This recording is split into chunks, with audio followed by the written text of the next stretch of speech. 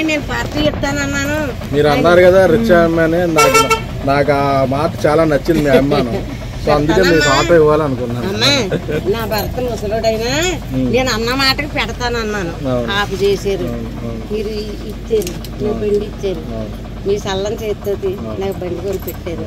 ఇస్తానన్న మాట నాకు ఈ ఆనందం చాలు బాబు.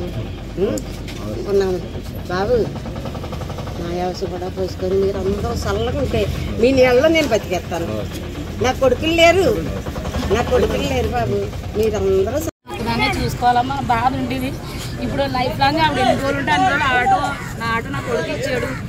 నాకు పోషించండి అని అల్లుండన్నా మనవాళ్ళన్నా అడుక్కుండే. అది చేసేది అది గొప్పతనం చాలా.